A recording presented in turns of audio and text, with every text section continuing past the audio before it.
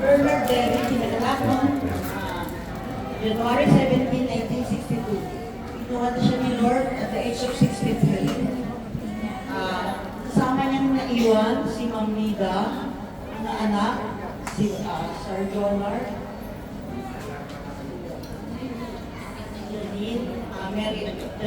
Mary Bryan, Angela, and Jonas. May inihanda po kami. Sa last na lang po yun. Last na.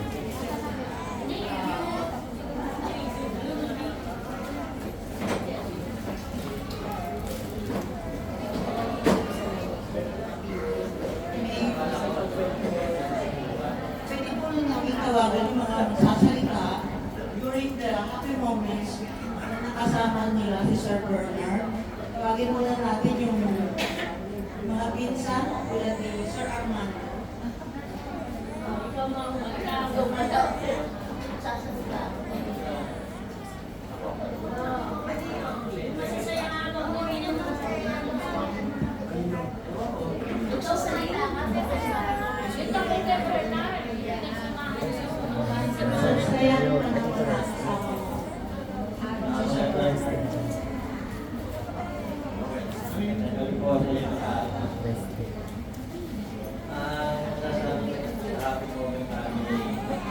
Bernard, masalukuyan nagtatrabaho ko sa pinsan ko. Siya nagtatrabaho naman sa Angus. Bakit? Hindi ko rin bakit gusto niya lagi ng kasama na sumama kayo sa akin. Libre ka ika mong masahe, libre ika pagkain, libre lahat. Doon sa mga lang namin sa akin. Sino hindi na ako pwede, hindi trabaho ko. Pwede naman yung sabi sa akin. Doble trabaho ka. Ito talaga ako ng susuwerte, hindi na mabubuko. Yan yung ganun na ako. Gusto lang ako. Kasi nalukod-kod yung kamay ko. Kasi taga-liha ako sa ako. Kasi nasama niya ako. Lilihaw ng Volkswagen. Sabi ko, yung ako sa ako. Nasisira yung kamay ko, naglutubo na ako. Hindi ko pa ako kaya. Alis na ako. Sabi ko sa kanya. Sabi, hindi kaya mo yan. Hindi ako natin sabi ko, hindi ko sa iyo. May nagkakulay na ako. Kasi may sarili siyang barkada. Medyo pagkita ng bigat namin.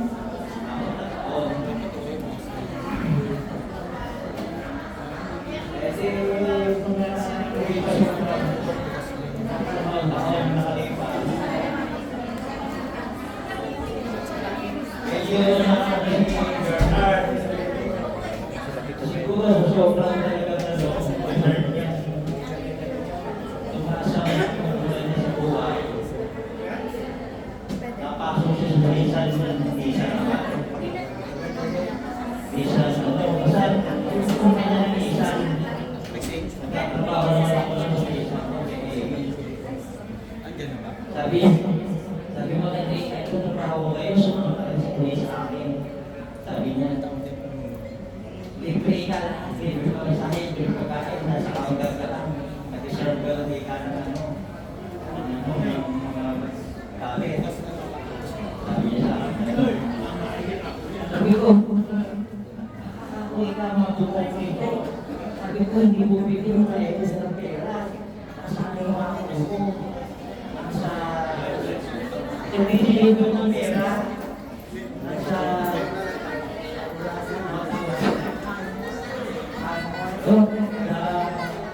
napadala galing sa Saudi. Dinideliver ko sa mga may-ari ng pera.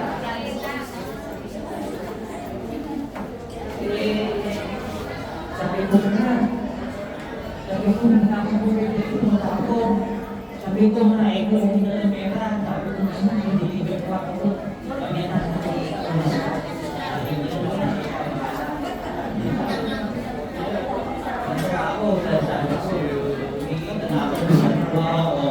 Bigyan ko kayo ng trabaho sa pagpunta ng pera. Ito, hindi ko lang ba, lagi niyo gusto lagi masama sa mga time na yun. Kaya sabi ko nga, napisa ko, siguro naman siya, ang lahat kahit hindi ko niya, naging kasama sa pagkalaki. Gusto niya lagi ko yung magkasama. Kaya totoo ako lang, isa ko yan. Kaya lang medyo tama-tama yan. Kaya lang yung nag-issue.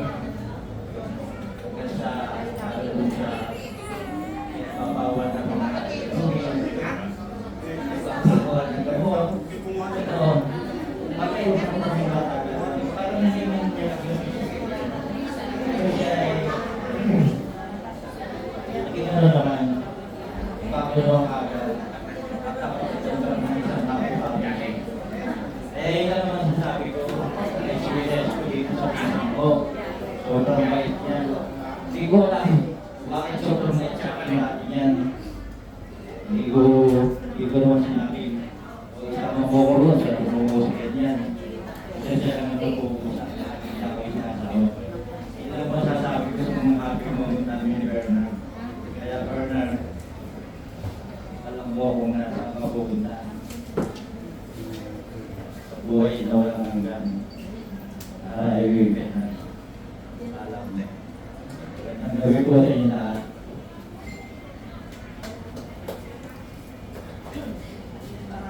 Salamat. Armando. Ngayon tawagin natin po natin si Ma'am Adelaida.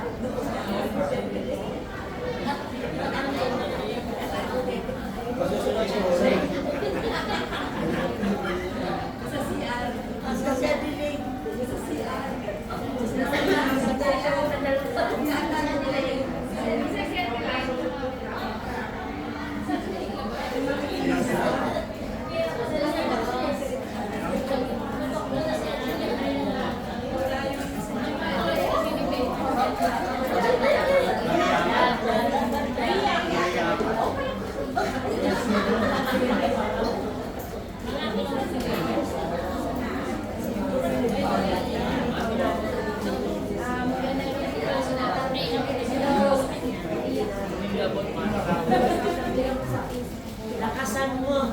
Ang pisang ko. Wala na akong kaprotein. Ang pisang ko niya, mabait siya talaga. Masayahin siya. Kung magkikita kami. Wala kami nag-comment. Kaya ngayon, napakabait niya. Kaya ngayon, tumulong araw. Nung nagkasakit siya, wala siyang hinihingi, kundi makita niya kami.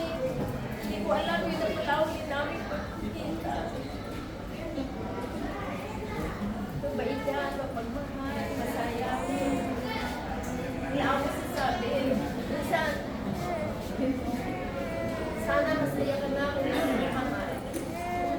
Mahal ka namin lahat.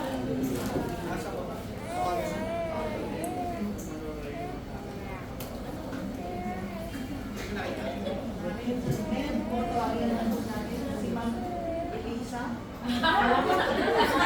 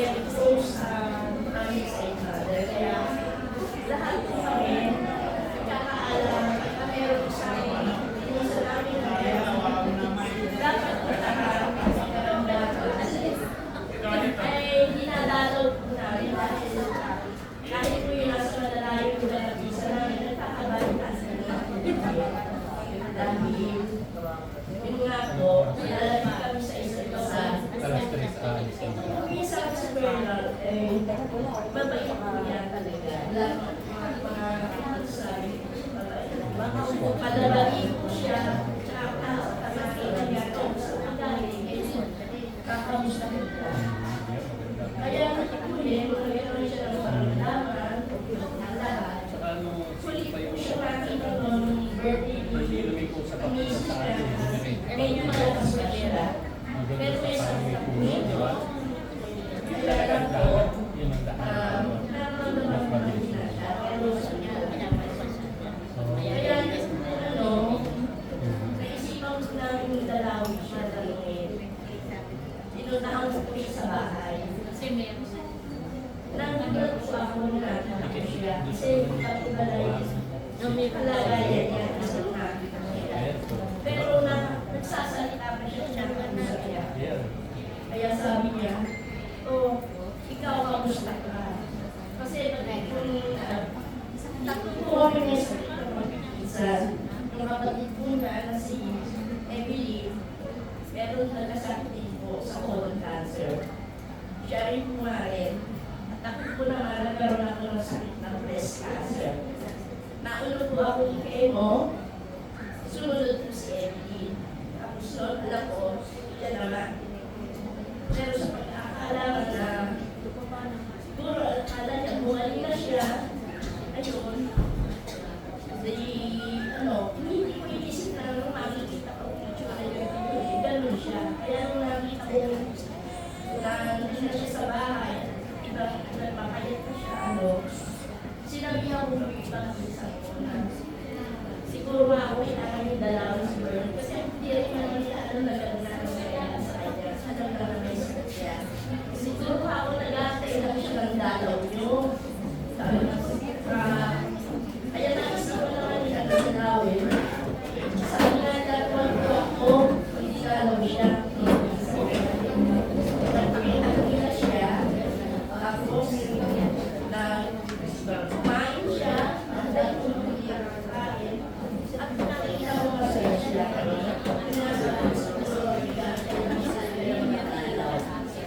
Kaya, ito huli, hindi ko akala na ganyan mangyayari sa'yo. Kaya nung nakita ko sabi ko, sana naman, kumali siya. Gagawin ko niya. At dahil nakakabit. Kaya, nakal ko na Bernard, alam niya, usap tayo. Sana, alam mo rin, hindi na kami Panginoon sa among narito. Bilang mga at gaya ng pagkasama ko, pagdadasal namin palagi. Yung lamang ko, pagdadagawin ko. Siguro yung mga kabataan ko, mga pinsan na topic ninyo, puro boyfriend, girlfriend, anong maintenance, anong ginagawa mo, sino doktor mo, nakikita na yung mga sabi. Eto, bagay naman po natin sa mga pinsan, si Sir Resty.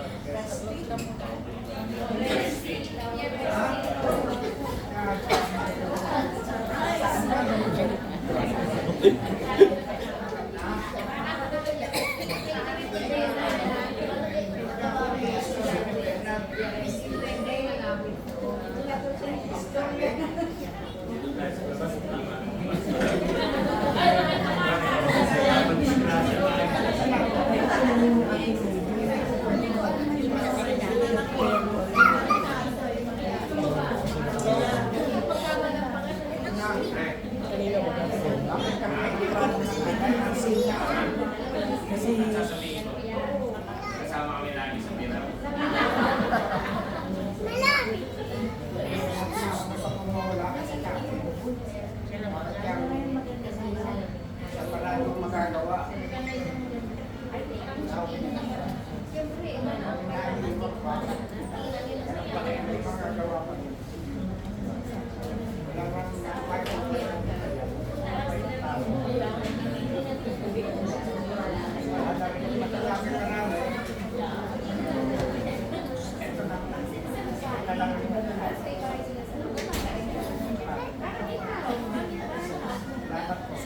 Mr. Resty. Ngayon, tawagin na natin. Sa lahat na si Bernard,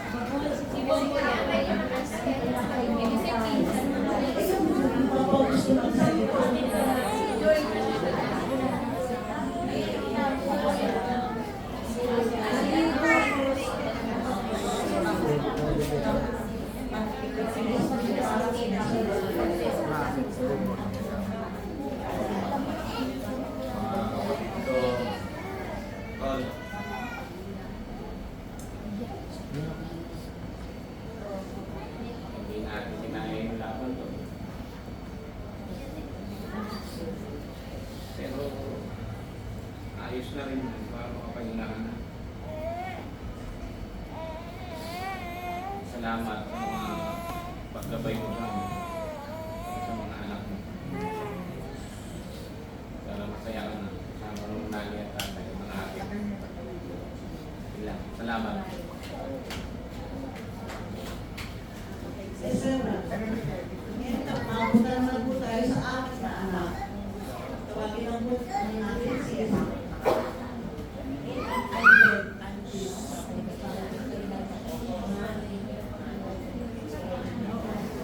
Good evening po sa inyong lahat.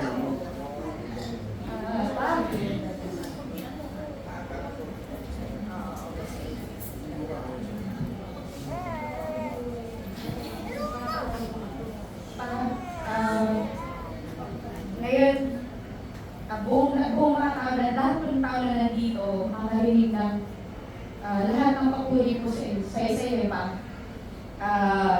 Alam ko, kahit mo nabubuhay ka, everyday, wala kaming pagkukulang na para sabihin sa'yo kung gaano ka kabuti bilang isang ama, bilang isang kapatid, bilang isang asawa, bilang isang kaibigan. Nakita po namin lahat yun mula na kami mga maliit pa. Alam ko si Papa na nung kabataan niya tawag sa kanya ng mga kapatid na parang buhay binata siya. Kahit nandiyan na kami. Sobrang pasaway si Papa. Kita ko po yun kasi ako po yung pangalan na anak. So si Mama, parang asot po sa po sila parang Tom and Jerry kumbaga. So yun yung love language nila. And na-witness po namin lahat yun, lalo na ako, si Oteng, si Jonas, at saka nung si Mary po. So, sobra po akong proud para sabihin sa inyong lahat na nagpapasalamat ako sa Panginoon kasi siya yung binigay sa aming ama. Lahat ng mga negative na ginagawa niya before, nakita namin yun. At sa sarili niya pagsisikap, lahat yun ginawa niya into positive dahil sa pamilya niya, dahil po sa aming mga anak niya. Lagi niya sinasabi sa amin mga words of wisdom niya, lalo na po yung mga kaibigan niya dito, yung mga pinsan niya dito. Lalo na kapag lasing na po yan, sabihin niya na, ako, ang mission ko lang naman sa inyo ay ang mapagtapos kayo.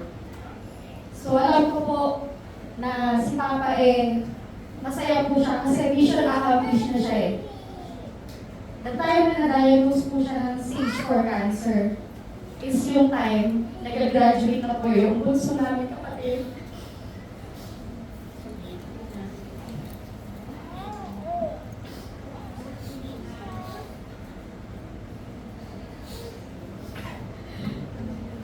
Alam ko, sabi namin, big back time na nag-start na kaming ibigay lahat ng paghihirap niya para sa amin. Sa mga panahon na yon, wala kaming sinayang na moment. Hanggang sa kahuli-hulihan sa gilid na kasama namin siya. Wala po kaming sinayang doon. Kasi gusto po namin iparamdam sa kanya kung gaano siya nagsumika para sa amin. Deserve po niya yun. Deserve ng mga magulang namin yun. So, yun lang po yung masasabi ko pa. May ibig po lahat ng tao dito kasi kami ang may best dad, best papa. Yun lang po. Salamat. Ngayon, tawagin naman natin si Jonas.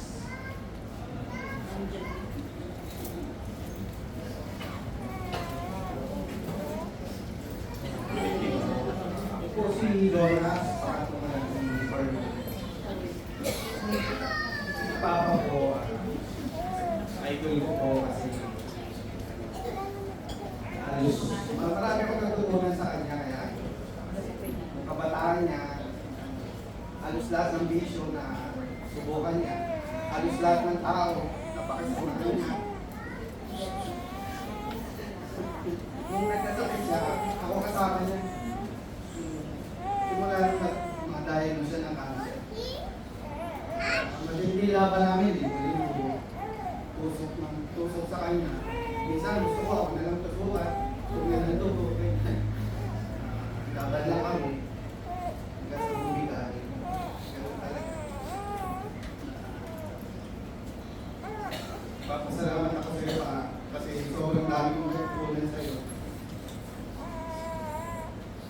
pasensya na, hindi mo naabot yung apo ko sa yung hiling mo sa akin. Hindi ko nagpipigay.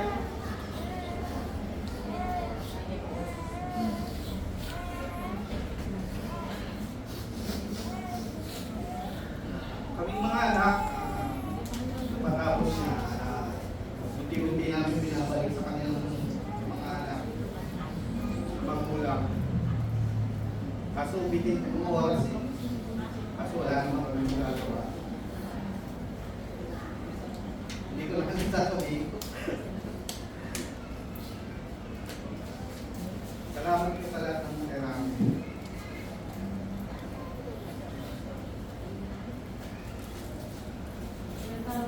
Araw po sa inyo lahat. Salamat po sa inyo pakihirapan. Ako po ang asawa ng kanyang anak si Jonas. Si Papa, hindi man ako galing sa kanya. Siguro niya ako na buong hindi niya ako tinulit na iba. Simula noong unang-una pa, unang pakilala pa lang nila sa akin kay Papa. Ang unang sinabi niya sa akin, hindi ko makakalimutan. Ako ang daddy mo. Kasi po siya nun. Pero hindi ko makakalimutan kasi way back 2006 na nagsimula kami ni Jonas. Never niyang sinabi or never niyang pinakita sa amin na yung mga pagkukulang niya dati na nakita ko noon, unti-unti niya yung pinupuno. Nung time na walang-wala pa sila, nakita ko yun kung paano niya pinuo yung mga pangarap ng anak niya, ng asawa niya. Kaya kahit hindi man ako galing sa kanya, proud na proud ako na naging papa ko si Papa Burger. Yun lang ko, maraming sa Tawagin naman po natin si Ma'am Mary and Brian.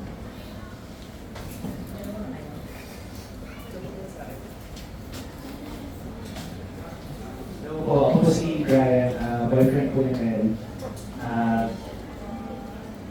Una po, yung nakapagpalatan po namin last time, hindi ko po makakalimutan kayo dito. 3 years po kasi kami ni Mary, pero since first college po sa mataas kami. So, 7 years na po kami nakakilala ni Mary. So, first time po lang dinala ko ni Mary sa kanila, so natagal po ako ng mga kalastis. Tapos po kasi dito, sabi na, hindi ko ba uuwi? So, doon pa lang medyo natakot na po ako kasi yun kagad yung buhay dito. Pero, time passes by, kung po lang nilala si Tito, tuwing mababa kami na mag-usap, nagkaroon din po ako ng chance na, ayun na po, na makatulong sa small way na tuwing mag-ikimo po si Tito. Sa MPU po kasi nag-ikimo si Tito. So, kaya nag-ilis sa kanya, every time na mag-ikimo siya para less hassle sa family po din na pumunta pa ng MPU galing sa Malawon. So, yung mga ganong klaseng opportunity po, very thankful ako kay Tito kasi nakilala ko po siya. And nung time na graduate po ako sa master's degree ko, sabi ko kay Mary, ano yung parang pinaka-favorite food ni Tito na pwede ibigay po sa kanya ipakain. So yun nga po, nagpa-serve kami ng pampano. Tapos nakakatawa po kasi yun yung time na medyo mahina na kumain si Tito. Mga parang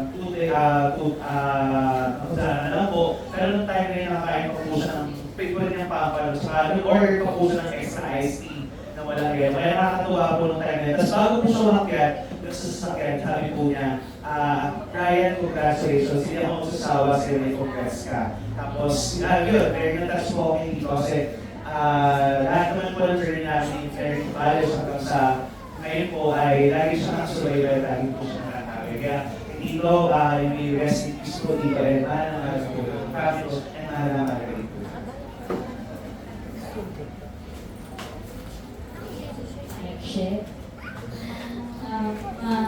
Hello po, ako po si Mary. Ako po ang gusto anak po ng aking daddy, si Bernard.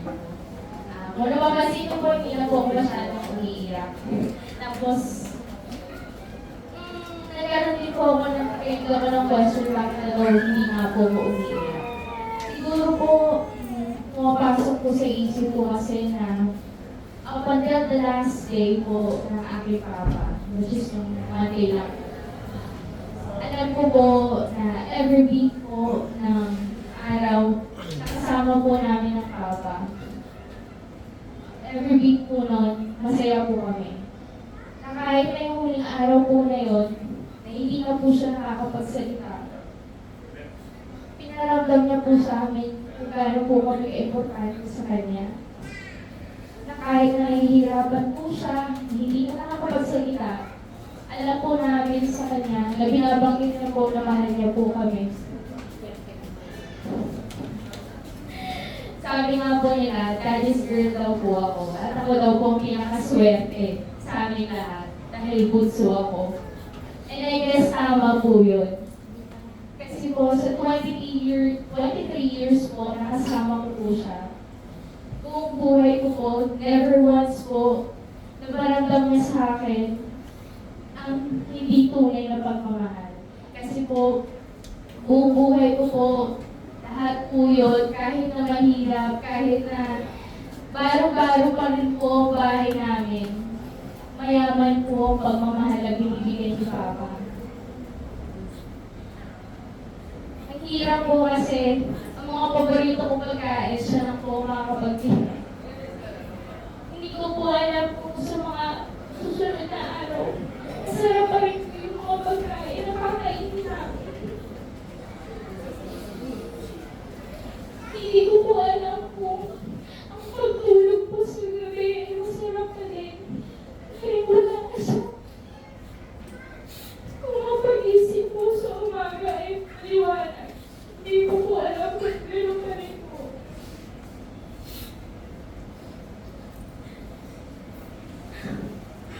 Sabi ko, hindi ako iiyak. Siguro po, bago po ako umalis dito, maraming salamat po at sinamahan niyo po siya. Kasi sa bawat conversation po na meron kami, ang tanging gusto niya lang po ay makita kayong lahat. Yung simple mga bagay lang po na yun, ngayon po, inibigay niyo po. Kaya sobrang nakakatawa po ng puso at hindi niyo po kayo.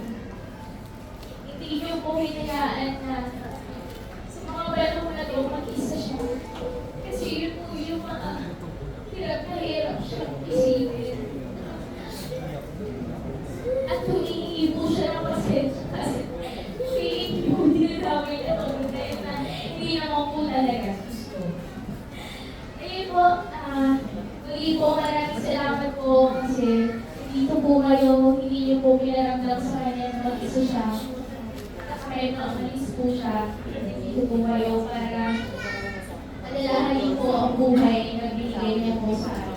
Salamat po. Tawagin naman natin yung anak, si Sir John.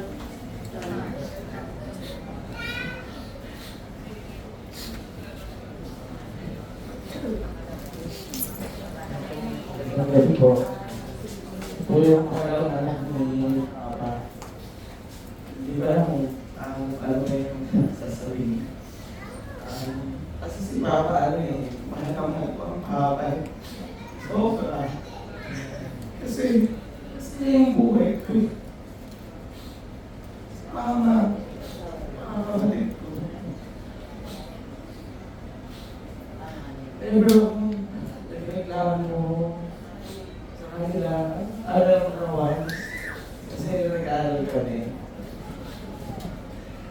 Ano sila, natin private school. Tapos ako, hindi ako pinasok ng kapit. Tapos, sabi niya, nag-stay niya ako. Ako sa first day mo sa school, sabi ko yun, ang hirap, ng electric fan, init, isang layo. Once na nasabi ko yun, ang Papa nakikita yung picture niya. Parang sabi niya, gusto mo lipat ka next year? Parang, gusto niyo na pala na ay kami nahihirapan. Sabi ko pa ako ngayon, kaya ko to. Anong problema? Ang Papa, never na pinakita na nahihirapan siya. laging gagawa niya ng paraan. Kaya nagpapasalamat ako kay God. Siya yung binigay ng father ko. Kasi sobrang galingan, sobrang the best. Wala ako po kasi ang tata nung nagdadayag daw siya last 2023 na may stage 4 body cancer. Siyempre kaya experience siya rin na ano yung mga facilities o dapat na gawin yung medication, proper treatment, for yun. Pero kami, ano naman namin yun na darating yung oras na kukunin siya kasi ano naman lahat, sabi stage 4 is talagang yun na. Ang wish naman namin is extend yung life niya na makasama namin siya. Pero ang papa, never yung pinagasabi sa kanya na mahirapan siya even nung nag-struggle na siya sa sakit niya. Yung last day niya, yung Monday, pinakita niya parang hirap-hirap na siya uwi na. Pero nakita ko lang mas maawa pa sa sabi niya sa mahihika. Kasi yung mahihika parang whistle pa na siya hindi pinipilan niya yung na makita namin na nahihirapan siya. Pinihit niya. Tapos sabi ko, nung na-diagnose ka siya nun, kapag bargain niya ako kay God nun, sabi ko kay God, God, ano na lang, balik niya lang kami sa dati. Yung ganitong bahay namin, yung ganito yung nirapan ng mama, ng ganitong pagkain, ng papa. Pero kompleto kami. Masaya kami. Walang may sakit. Lagi na kami masaya. Okay mo ba kami nun? Sabi ko, pwede ba gano'n na lang kami ulit ko? Gano'n ganito. Kasi nangihirap siya. Sakit. Lahat ng pinag-remarking kay God that every day, sabi ko, sige na. Kasi mo ba naman 10 years, 15 years, or 20 years? Pero sabi ko, I never question ka naman sa mga family. Pero kung tayo na tayo ako sa papa, sabi ko nga, siguro tayo na namin na kami naman yung masaktan. Hindi naman yung mahirapan. Kasi 2 years na siya lang mag-isa yung nahihirapan, siya yung nasasaktan. Siguro, yung time namin ngayon na kami yung nasasaktan, kami yung nahihirapan. Ang dami naman namin, kami yung hindi magtulong-tulong. Kami mo lang, masakitan niya. Pero nagpapasalamat niya po ako kay God na siya yung father ko. Hindi ko siya yung nakapalit. Tama na naman kita. Thank you sa lahat.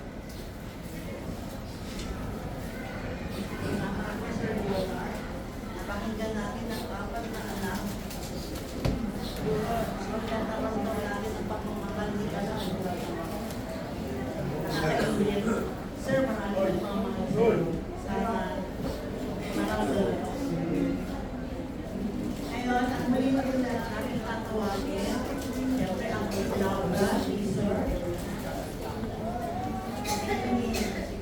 Si Ma'am Nida po.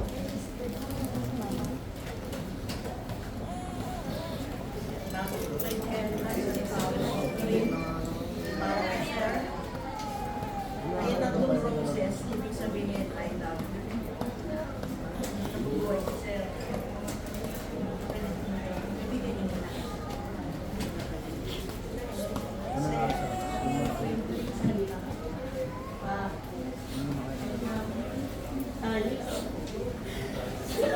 Di mo ko iwan.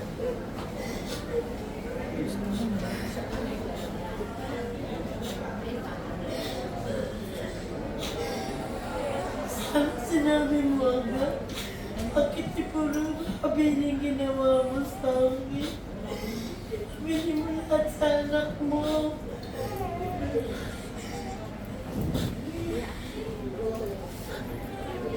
Kinantahan mo pa ako. Tinanggapin kita, niya ako kita. Hindi mo lang sa tabi mo ko lagi. Salamat sa mga binigay mo sa akin, pinalaki ko mga anak mo. Salamat din sa iyo mo ako. Lahat binigay mo sa akin.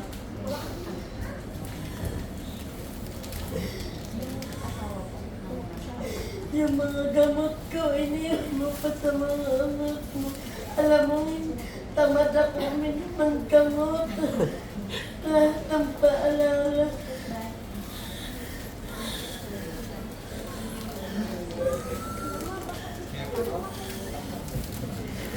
Sakit-sakit. Mga pinsan mo, story mo.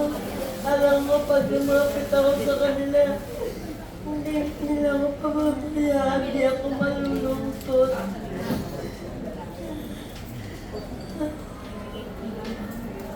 Paano na ako mag-isa?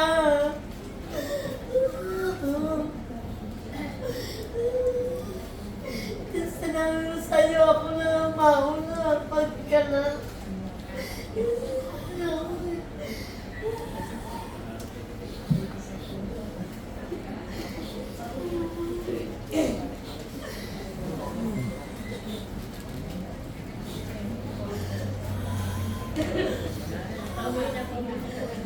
Si Mama. Okay, mag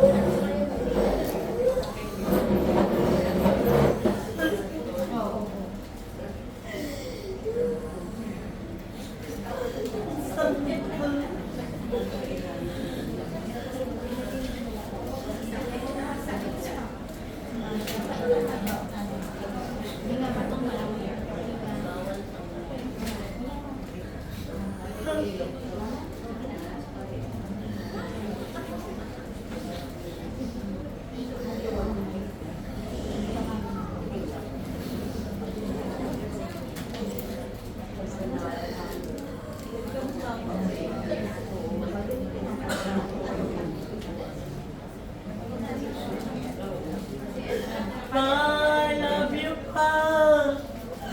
I love you, Pa.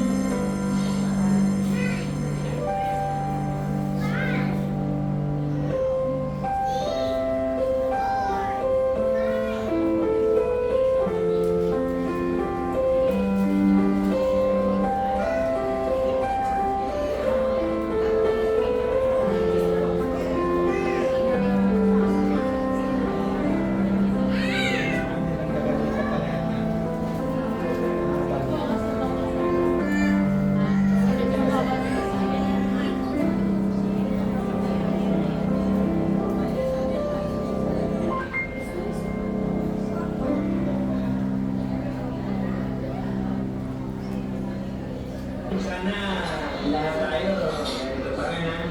Walang pagpapalo. Hindi ako ulit. Sa'yo ka na nagbakang ha.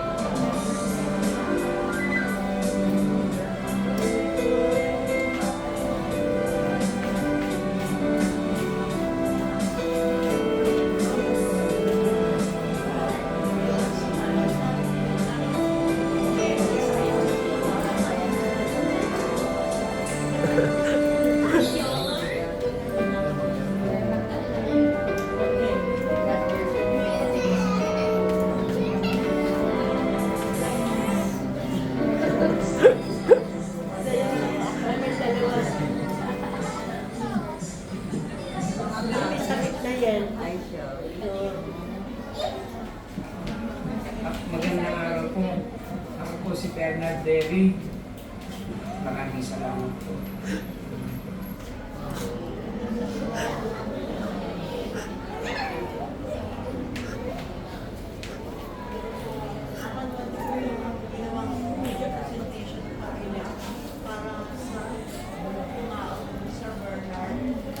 Ibang ngayon, siguro kasama sa Senate lang huling salita ni Lord, diba?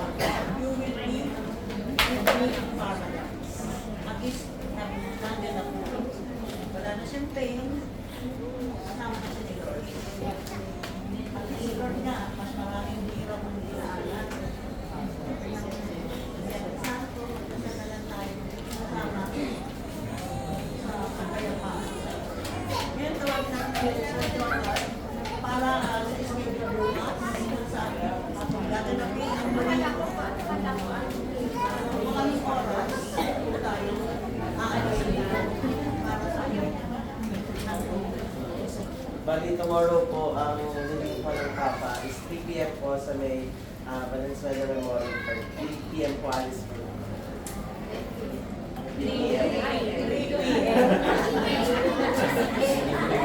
Salamat po sa lahat ng po. Hindi po sa isang mahal po. Mga kamag-anak po natin, sa kapitbahay natin, lahat po ng kaibigan. Maraming salamat po. Mahal po kayo ng Papa. Thank you po.